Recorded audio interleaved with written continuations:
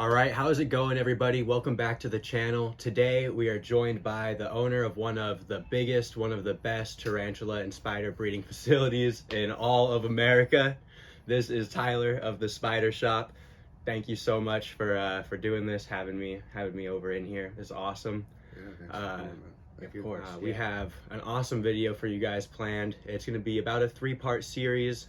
Do some interviewing, hang out, look at the spiders, hold some of the spiders, talk about them, have some really fun activities planned. So stay tuned and let's go ahead and get into it. All right, so we'll start off with just a few kind of get to know us questions. So just to make sure I was correct, you are the owner of Spider Shop. Yes. So tell me a bit about how all that came about. Were you always into spiders and reptiles, or?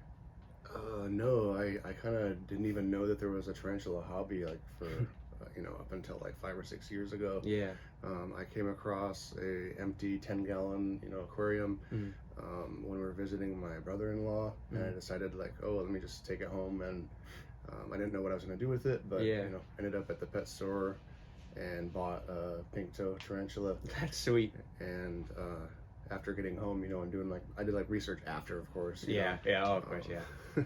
But looked into how many different kinds there were, and was just totally, amazed by the diversity and the what people were keeping, and found some of the Facebook groups, and really dove in, from there. The first one definitely got me hooked. Yeah.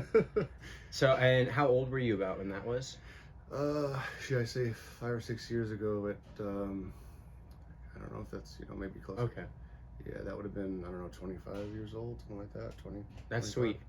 And so was that also your intro to getting into reptiles and stuff as well? No. So yeah, I kept some corn snakes when I was a kid. And I had lots of different kinds of animals growing up.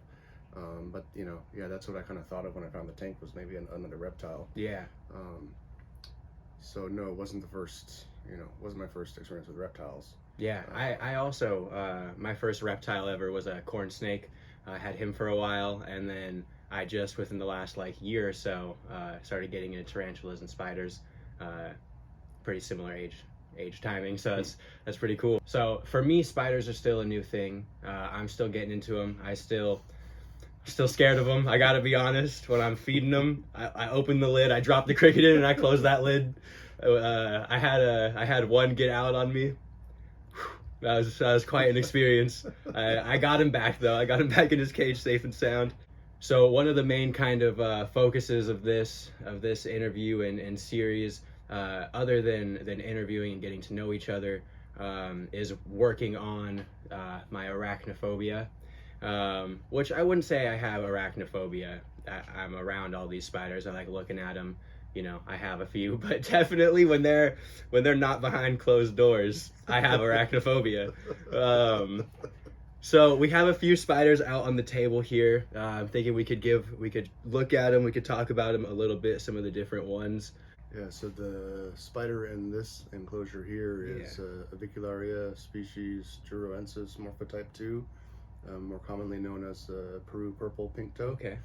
Kind of neat how they build these web funnel tubes. Yeah. And that's how they'll that's what they'll live in the wild, is these interesting tubes of web, either in man-made constructions or in banana leaf trees or whatever. It was cool when I recently went on a trip and was able to spot the spiders because of this massive webbing that comes out from their hides. And then you mentioned the molt. Yeah, so spiders grow by shedding their skin. The technical term for it is called exuvia. Okay.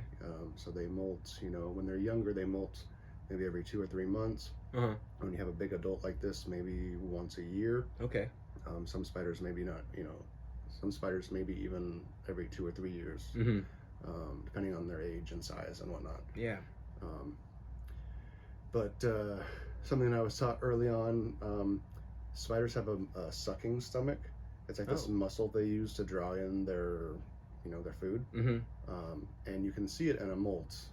Maybe I can share a picture with you. You could share. Yeah, definitely.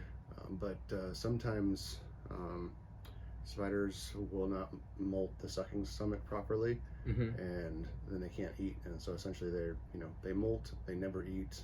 They might kill their food, but they don't actually eat it. Oh wow. And they'll starve to death because they can't bring in the. And there's nothing that you can really do once that's happened. Yeah, there's nothing you can do. Yeah, so it's not very common, thankfully, but some people will say like, "Hey, my spider is not eating; it's really thin," and that's usually the cause. Wow. So when I check my molts, I'll usually like look for that sucking stomach, just for reassurance. Like what do you look for when you're looking for the sucking? Like, is it a specific? It's a structure that comes up out of the near where the mouth would be. Okay. It's kind of looks almost maybe even like a feather or like a. It's like a stick kind of shape, and then it kind of opens up, almost like a leaf or a feather. Okay. So yeah, I can show you the picture. Yeah. But yeah, so having like enclosures that aren't like the proper humidity, proper husbandry, proper humidity, it's going to lead to molt problems. Yeah. So that's a potential negative consequence of bad husbandry. Yeah. You keep your cages good. You don't want that happening. All right. Yeah, it is sweet. I love the webbing. I have the Brazilian black and very low webbing. Kind of covers the ground a little bit. I have the versicolor who just webs the whole entire thing up. And I actually need to move him to a bigger cage now. He's getting big. Had the sun tiger who kind of webbed. Didn't do a bunch, but did some. But yeah, so the webbing is one of my favorite things about tarantulas. When I first got the Brazilian black, that was the first one that I got from you. My first tarantula ever. I had him for a little bit, and one of the things that really made me come back for a second one so quickly was I was like, I need to see some webs. I want to see some cool webbing. Like this, it is insane the way. I don't know, it even it looks like, especially in this one, when Spider-Man does like the psh, and it has like the big end and then the small strings, it's exactly what those look like. That is so cool. You say like wanting to see webbing or wanting to see molts or wanting to see them eat, that's kind of, I think, why people go from a few to a lot, because they're so kind of slow. And they're so, I've kept reptiles, amphibians for forever. And they require large cages. A lot of times they require like UVB. They require a lot of extra heating. Whereas depending on like the room, and I'm sure the species, the husbandry really for tarantulas, I've noticed seems to be on the more easy upkeep side. It's very nice. It's easy to get more of them. It's easy to be like, I could fill this whole shelf with 30 of them, no problem. So yeah. I definitely have fallen into that trap. I go through your website very often, just looking at all the different ones, and I'm like, I might want that.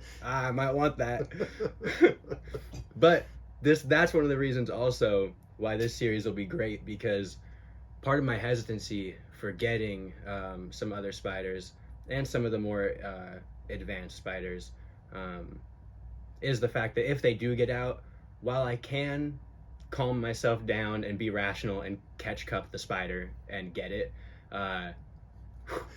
it's definitely, my heart is going at 1,000,000,000 miles an hour. My initial reaction is to jump backwards and scream. So I need to work on that a little bit before I think I try to get some cooler, more like old world. I think my favorite tarantula is the Goody Sapphire. I don't think I'm alone in that, but they're just, as far as the looks, incredible to me.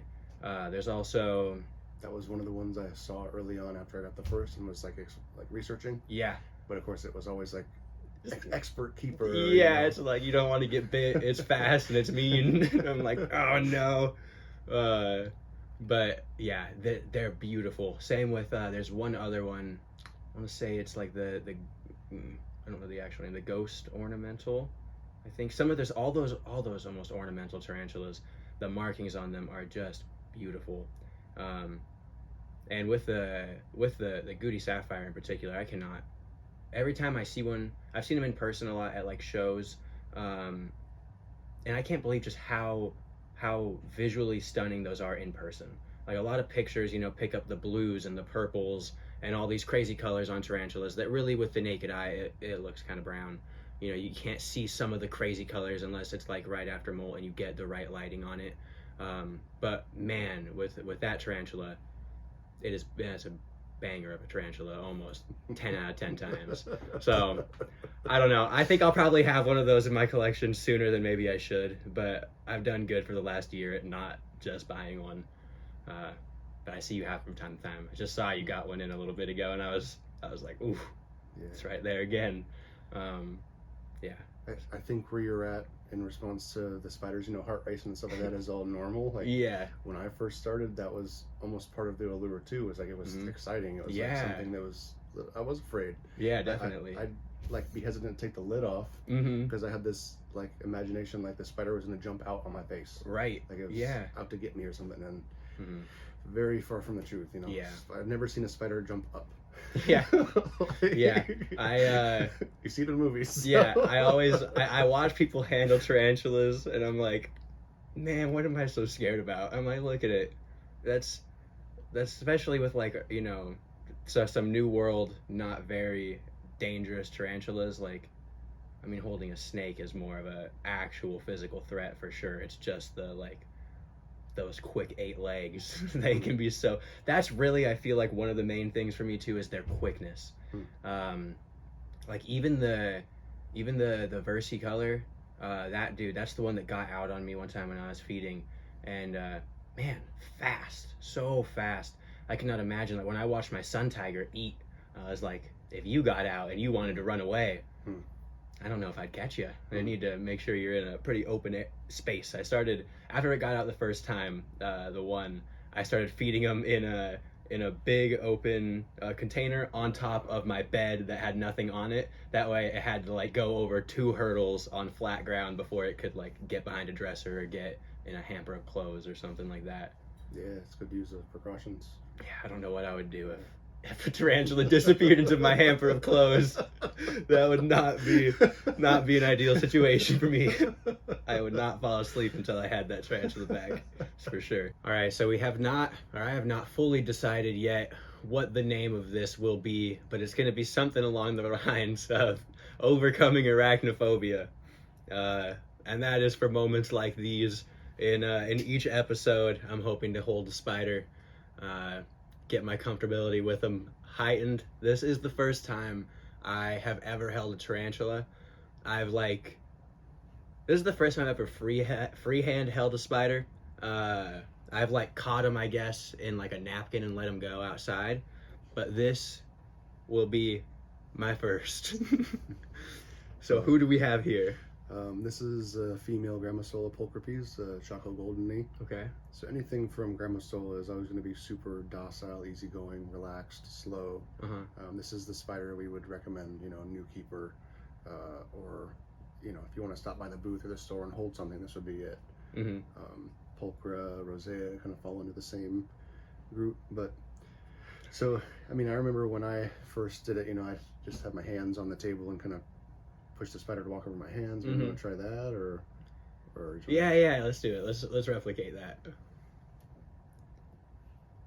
So they have tarsal claws. Okay. On the end of all the legs, so you might feel it's kind of a weird sensation with the tarsal claws. Well, his mouth is right over me. Yeah. Oh, she's gonna. Oh, don't flick. It's a surprise that she's. That's pretty unusual, actually. Yeah, she can sense my nervousness.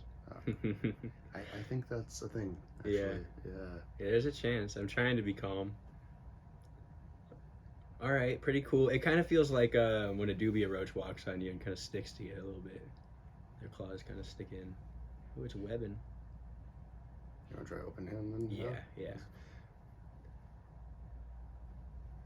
Woo! I'm doing it. I'm holding the tarantula. Does it have a name? No. Oh. We had a name for our first, Rosie, I think. Okay. So, and I never named another one after that. Yeah. This one can be named Merck's Exotics. No. Let's go. My first time holding a tarantula. First time of many. So I have a Grammostola pulchra, Brazilian black. They are also a good one to hold for the first time. They're a good beginner species. Yeah. Look at this dude, the Chaco golden knee Grammostola pulchripes. Yep. And also pulchripes. Pulchripes. Okay, pulchripes. I don't know that there's one right. No. Right That probably is more correct. Let's go. I have done it. Overcoming arachnophobia, one tarantula at a time. Are you kind of aware of like where the fangs are and where like she can? Is that what you're thinking about? Is like a little bit, slightly. I know where it would go into my hand right now. Yeah, I'm aware of where it would be entering me. I'm like thinking about it. That's what I used to like think of too when I first was holding them. It's like, oh, like it's gonna bite me right there. Yeah. You know? So. All right. Ooh. What a beast. I do like the golden knees. There's another one that has similar, where it's like the two kind of lines, and then it almost looks like it's not. I know there is a skeleton one. Skeletony, Ephabobus marinus, and also Samani, Costa Rican striped-knee. That's the one. Yes, that is the one. That one. There's a reptile shop, or not reptile. It is kind of reptile shop, but like aquarium shop that had an adult one a couple years ago. It was before I ever got my spider from you, and I saw him, and I was still very scared of spiders, but I thought he was really cool. Yeah, so they are very similar. Okay, yeah. So this is the striped knee, and this is the golden knee. Yeah. So this one's from Uruguay, which is like pretty far south in South America. And this one's Costa Rica, so Central America. Okay. I don't know the distinguishing, Aphonopelma versus Grammostola. I don't know the exact distinguishing, morphology or, Yeah. I couldn't tell you that. But there's some major difference. Yeah. Yeah, there's something in there. Even though they look similar. Yeah. I can't remember. That is super cool. Oh, look at his little fuzzy Yeah, belly. I think this one is a male Samani, which is less common than females. Usually people want females, but Samani, you can hardly find males. Interesting. And so I'm seeing that because there's this line between the upper book lungs that goes across. Usually there's like a bit of a ridge, or like even kind of looks like a mustache. Okay. Coming down over that line, and that's not the case here. It's kind of flush. See, I can show you for comparison this one. That's crazy that they just let you like pick them up like that. Yeah, see, here's like it's like a step down almost. Okay. Like a ridge. Yeah. And yeah, if we had a little bit more light, and you could see there's like hairs that kind of go down over. That is super cool. Yeah, not all of them will let me do that, but yeah. Are the striped knees also a more on the docile end of species? Or they're a little bit more flighty. Okay. They could be a little bit faster, but also not a bad. I've seen some threat poses from Samani, but not really with Grammostola. Okay. You want to try to hold a second spider? I mean, hey, why not? Can hold two in one episode. Should I just let him crawl onto me? Sure. He might sprint. So. See, I don't know if I should.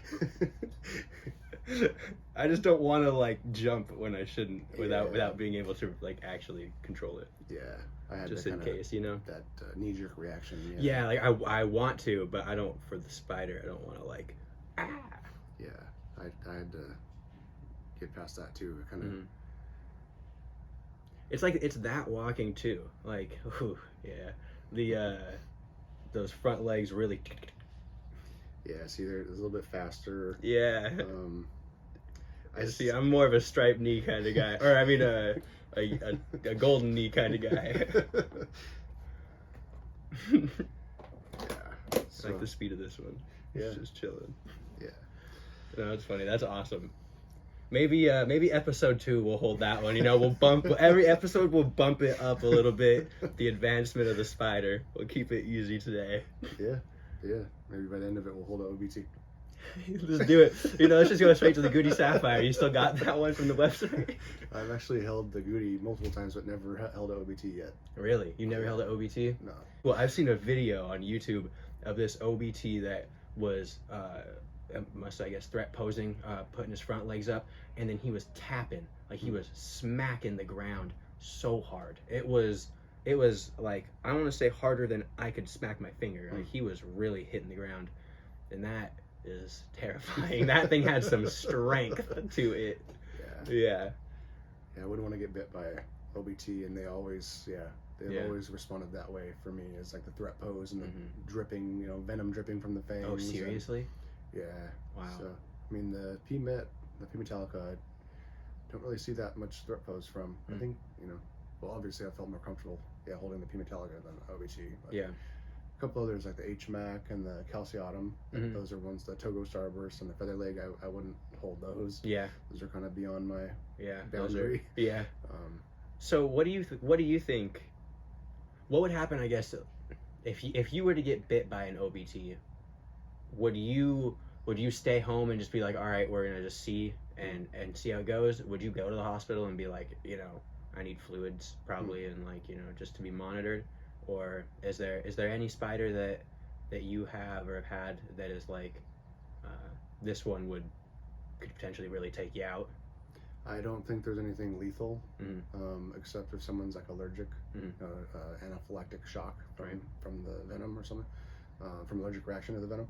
But that's a tough question. Like personally, I don't have medical coverage, so I would probably try to, tough it out. And, I just got baby black fat tail scorpion, and he's quick. He reminds me very much of the spiders, of his quickness, and I mean he's more aggressive than any animal I've ever had. That thing, it's more than a food response. He wants to attack whatever is near him.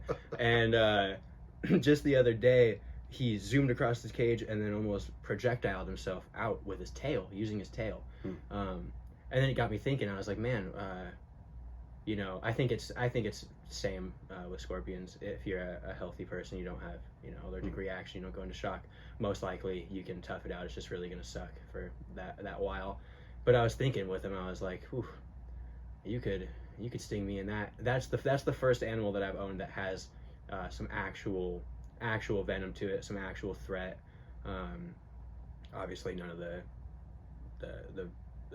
Brazilian black, the versicolor, they could bite and it would be whatever. But bee sting. Yeah, exactly.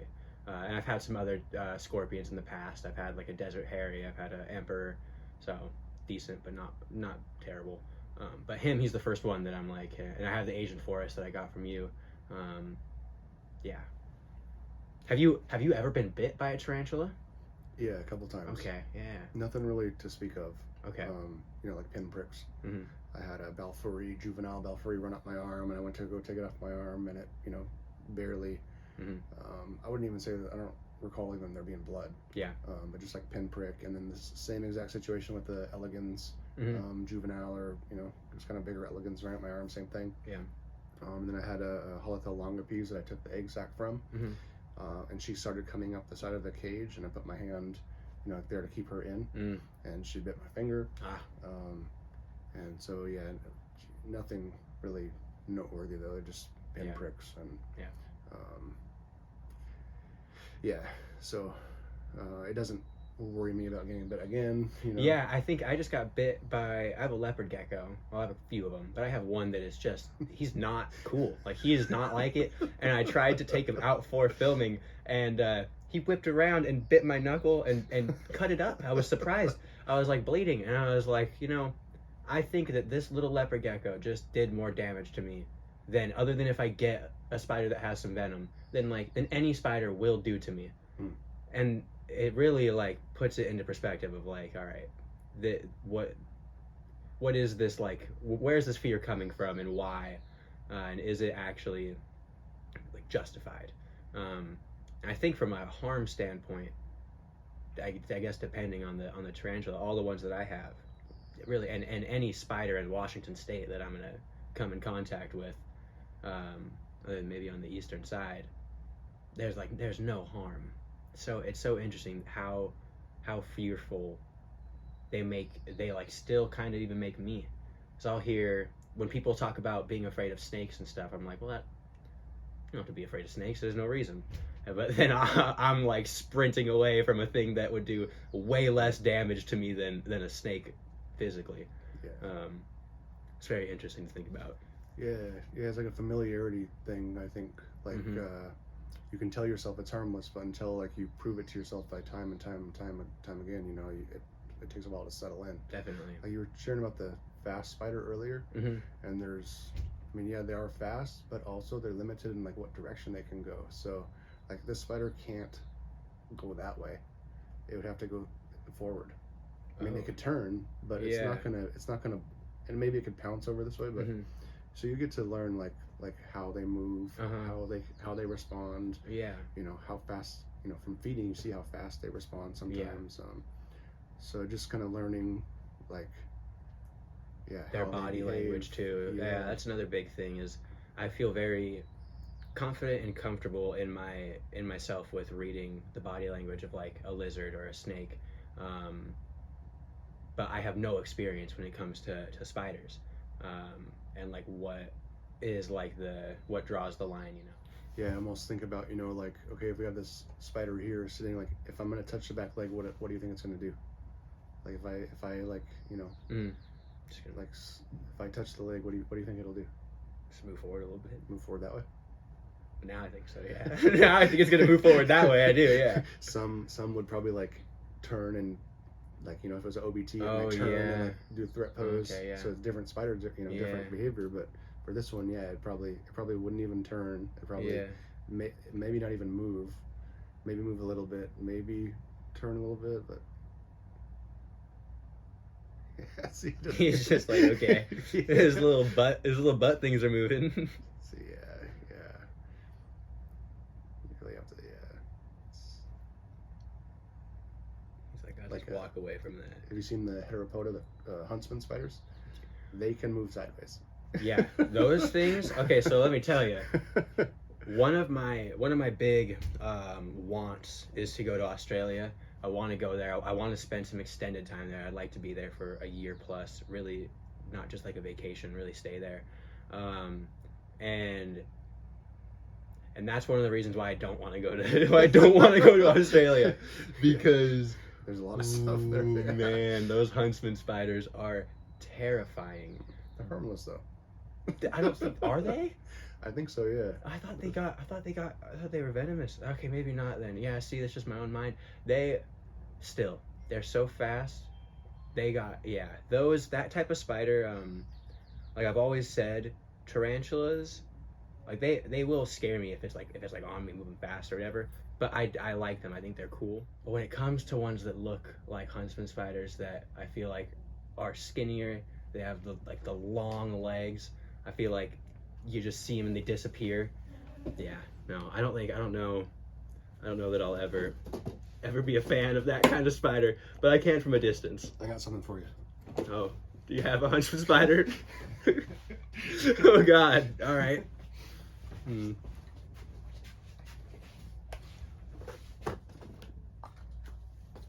So this is look at those legs. Those are babies and mom. Yeah, so this is, I think, the biggest spider in Arizona. Is that right? Well, no, chocolates are bigger, but this is Oligopes. Oh, the way that thing moves is crazy. Its legs. Yeah, no, see, this kind of spider scares me 1,000%. So I thought it was a huntsman, but huntsman Heteropoda, is that? I'm not, you know, limited on my knowledge there, but because it kind of reminds me of a wolf spider too,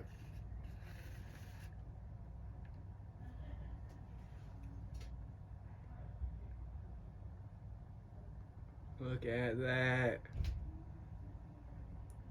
So where these guys are from Arizona? Mm-hmm. Really?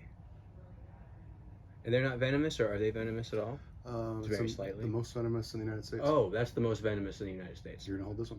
No. I'm No. just kidding. It shouldn't be venomous. Okay. Let's check that real quick. Yeah, I don't think so. I don't think they're Okay. venomous at all. Yeah. Yeah, look at the way he flattens out too. Like, it's so cool to me, but in like in my home setting, not as cool to me anymore. Unless it's in a cage, then I think it's cool. Let's try this one. That is sweet. Try to hold him? Yeah.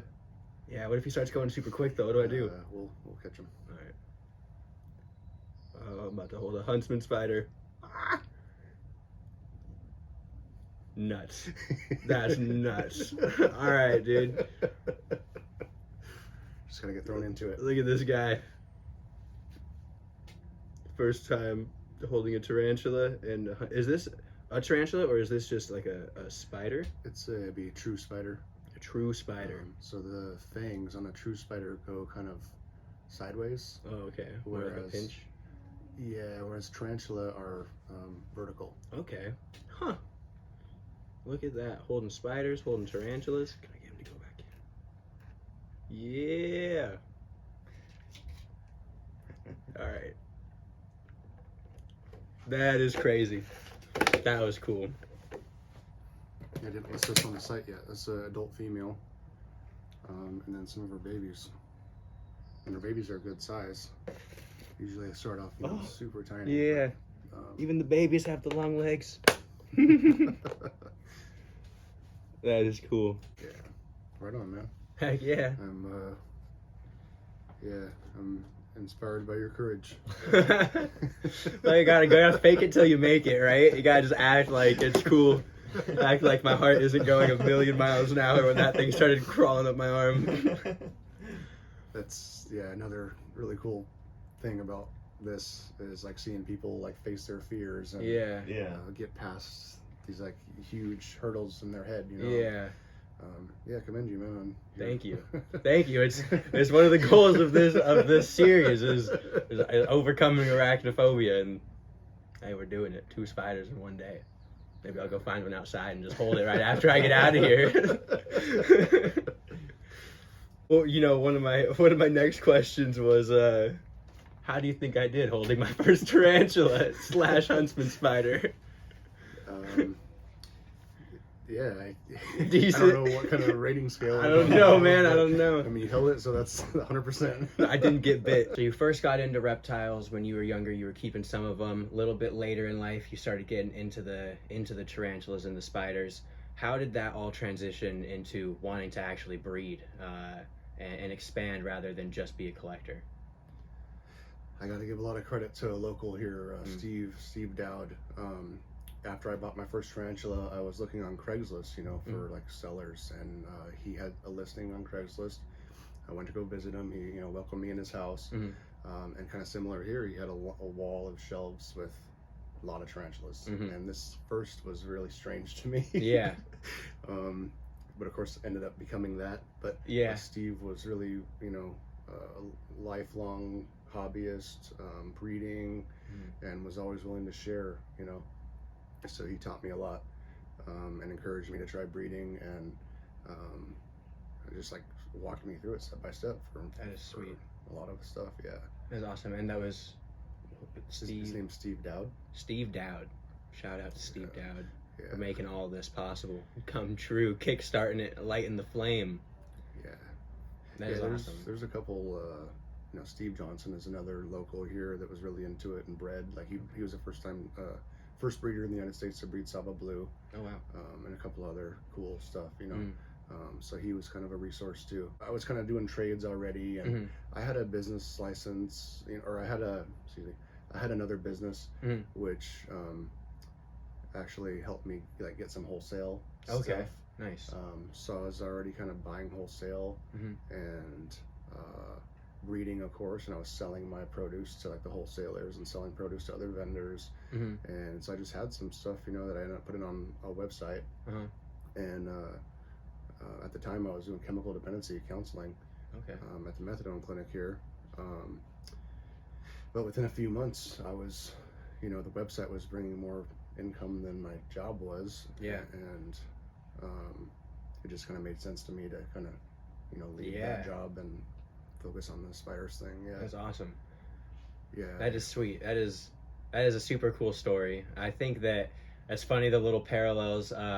When I first got a tarantula, I got it from him, and then I went back a little bit later, and I got another one, and very similar to how you were invited. You invited me into your home where you were breeding and keeping them before, and showed me around. It was very awesome. It also very much made me wanna get some more, and made me think about breeding tarantulas.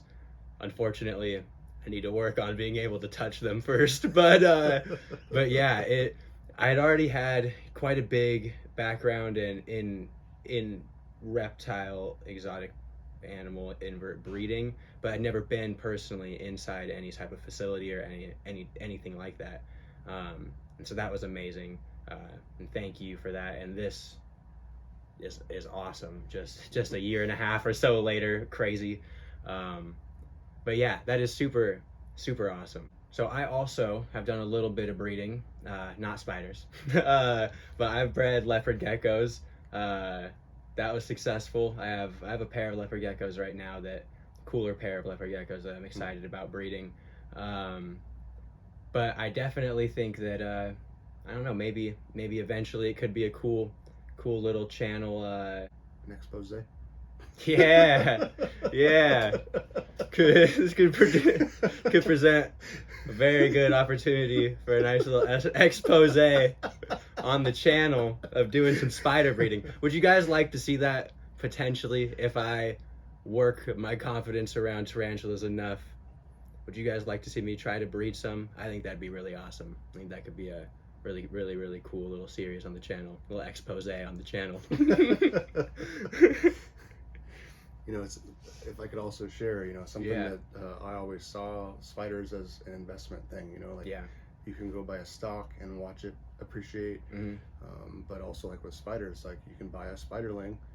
It's worth so much as a spiderling. You're going to grow it up for a year, and it's worth more now that it's bigger. It's very true. And then it turns out that it's female, it's worth more. Raise it to breed it, and then you're tenfold the babies. So I've always seen spiders as like an investment opportunity. Definitely. If you had to give one piece of advice, or two, but any advice for somebody who was looking to get into the either overall reptile and exotic breeding scene, or specifically the tarantula and spider breeding scene, what would some advice you think you would have for the people? The first thing that I think of is like to find somebody that knows what they're doing, that's willing to share their knowledge. Okay. You got to get down here and meet Tyler. Yeah, we thought about offering some kind of like once a week, some kind of behind the scenes, educational something. Come back here for an hour with us and watch us breed, or something like that. But that'd be super cool. But yeah, always don't be afraid to ask questions. Like there's a lot of tarantula forums, arachno boards, Facebook groups. There's Reddit groups. There's what is a new one, Discord. So there's all these places where you can meet people that are that are willing to share their experience and their knowledge, and so don't ever be afraid to ask questions. And that's a good place to start. Yeah, definitely. While we're kind of still on topic of breeding a little bit, do you have any specific types of tarantulas or animals that you're excited about working with? Any plans that you can share? If you have things that you can't share, that's fine. But do you have anything that you're excited about working with specifically coming up here?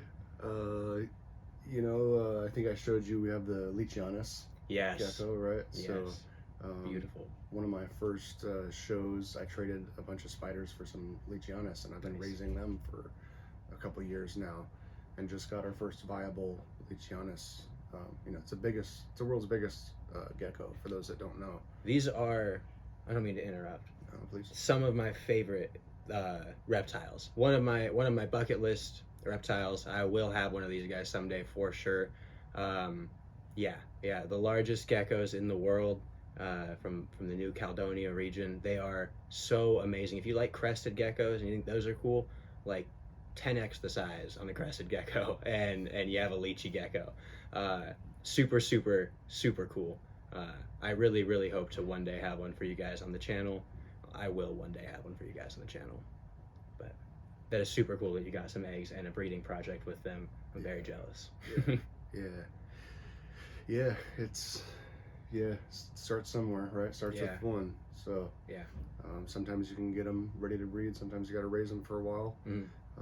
But then another thing, and sorry, it's reptiles that I'm speaking of now. Is kind of no. I mean, hey, that's more down my alley a little bit. It's good. I shared with you earlier about the snow hognose. Yes, right? yes, they are very, very pretty snakes.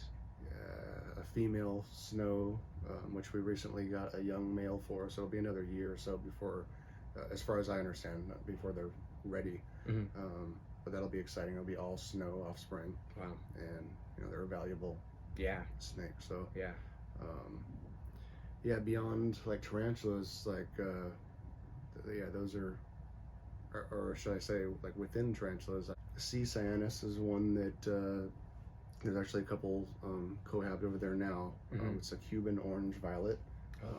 I don't know if they've ever been produced in the United States before, but they're definitely a unique looking species. They're a dwarf. They don't get more than like 4 inch, 3-4 inch. Really pretty purple and orange. We got multiple females and mature male, and we've got Hansej female that's been paired. Okay. Those have never been produced in the United States. That is super cool. Yeah. Hapalopa species gorilla being paired. I don't know if those have ever been paired, bred in the United States. Not lemon patch. Fire patch. Another one would be like first time U.S.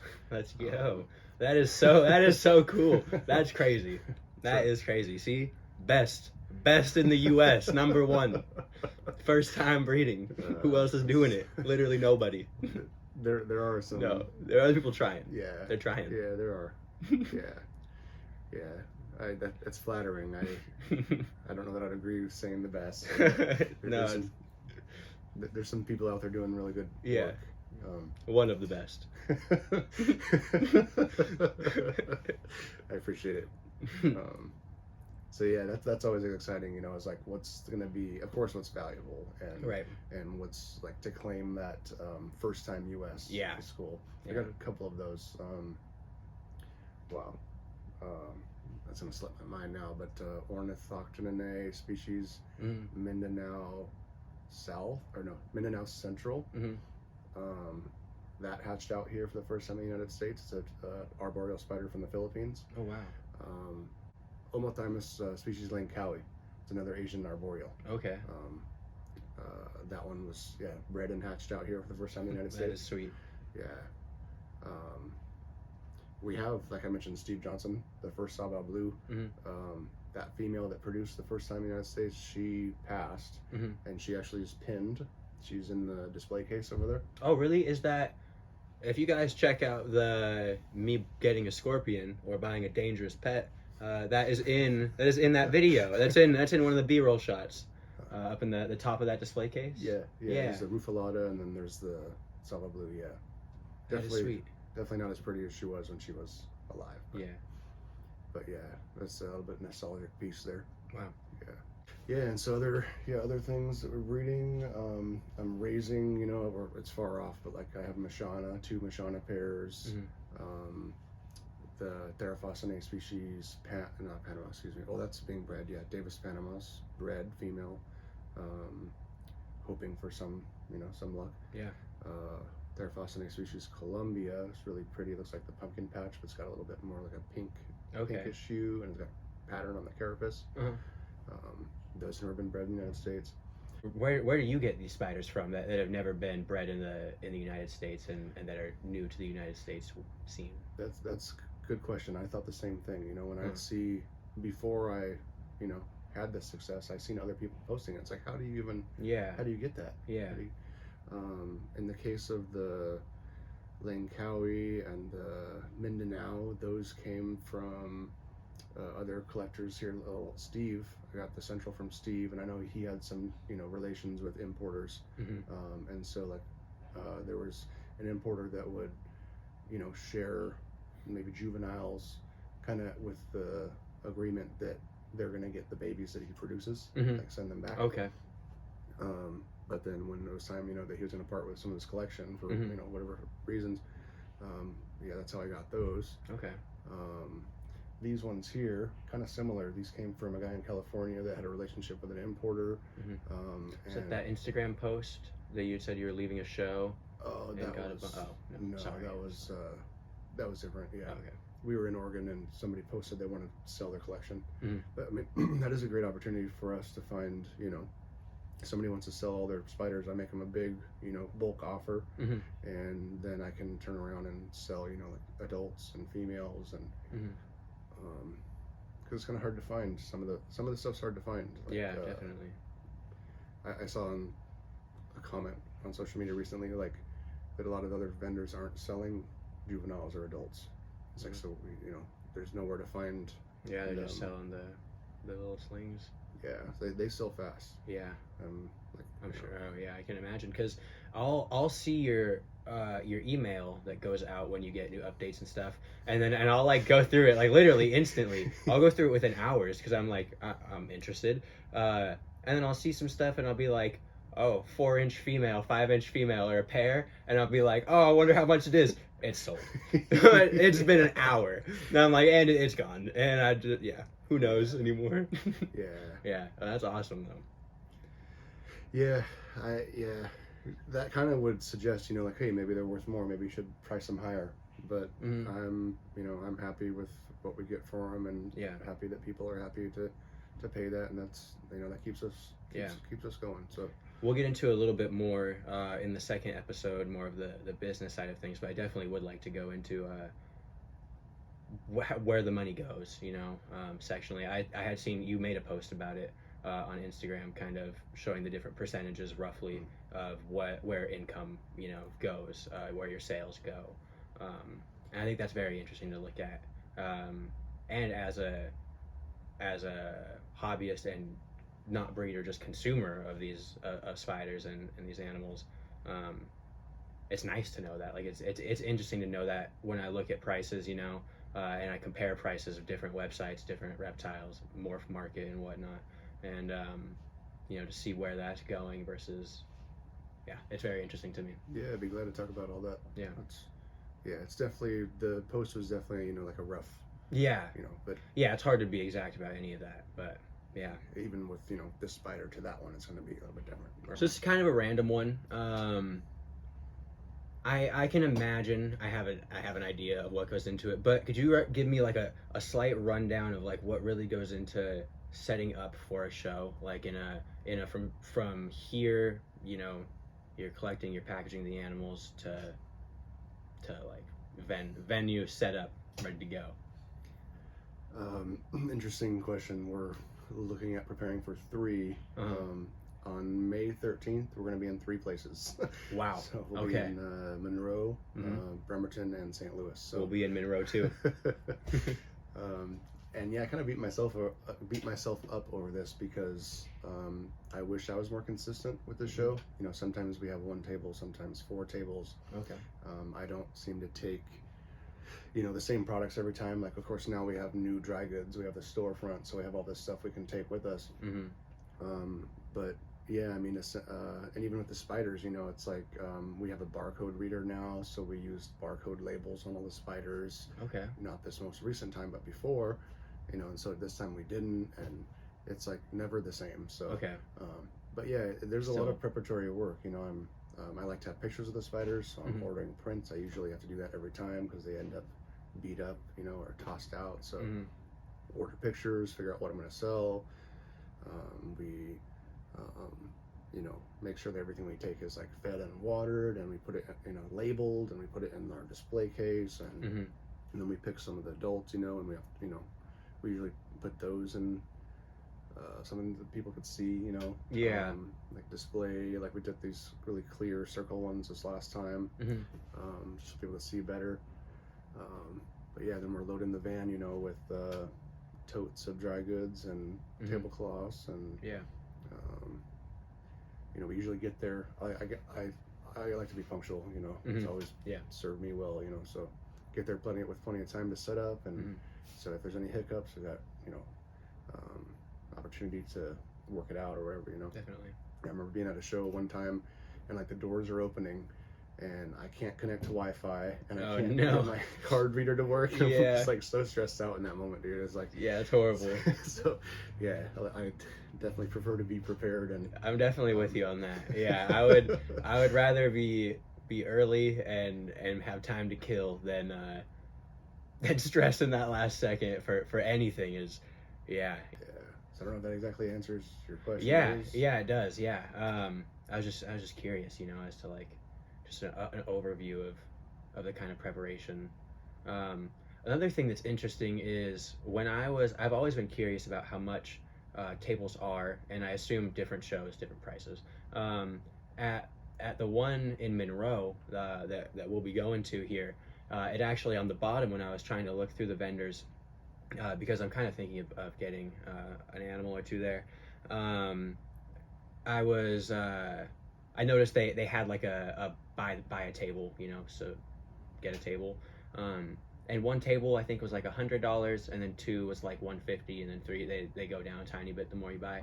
And I thought that $100 for a table seemed very low, because I was like, I mean that's really an animal or two, and you've now are making money. So is $100 a table pretty low for a show? As far as most of the ones that I've been to, yeah. Okay. Spokane is reasonable like that. Mm-hmm. Monroe, yeah, like the show we just got back from, 4 tables was, what was it, $500 or something? Okay. So yeah, it is cool, and you know we do just as well at that show as we do at the other ones. Yeah. So, yeah. You know. It made me almost think, I was like, I should get a Merck's Exotics booth. Should sit there and stickers, promote the channel, everything. Yeah, it's like $100. That's easily worth it. Yeah, it's funny randomly. All right, well, I think that is going to wrap up this episode. This is just a nice little get to know us. The next episode, we'll get a little bit further into detail about the actual business side of things. Thank you so much for the experience, for holding my first tarantula, a huntsman spider. I wasn't expecting that one, but I'm happy about it. Thank you so much for talking about these guys and sharing just your experiences. Really appreciate it. Yeah, likewise, man. Thanks for coming out. I appreciate you taking the time to do this. Thank you. And thank you guys for watching, and we'll see you on the next one. Peace.